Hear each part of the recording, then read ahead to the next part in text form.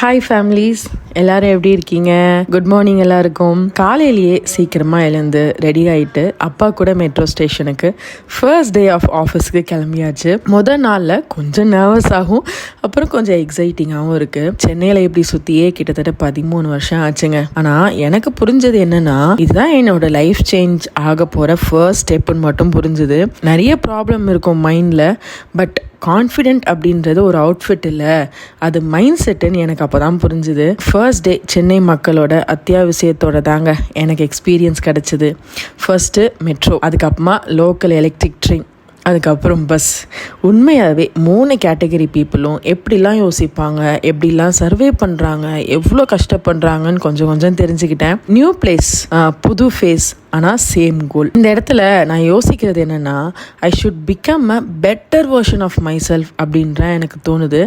First day is just the பிகினிங்கில். எவ்வளோ வலி வேதனை இருந்தாலும் எல்லாத்தையும் கடந்து வரதானங்க வாழ்க்கை.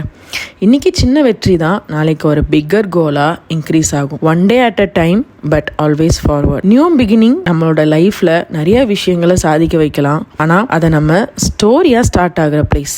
ஸோ புது விஷயங்களை ஸ்டார்ட் பண்ண போகிற உங்கள் எல்லாருக்குமே என்னோட பெஸ்ட் விஷஸ். எதையும் மனசில் வச்சுக்காம நம்மளுக்கு இருக்கிற கான்ஃபிடென்ஸை வச்சு கண்டிப்பாக முன்னேறுங்க. நம்மளாலையும் ஜெயிக்க முடியும். இதுவும் கடந்து போகும்.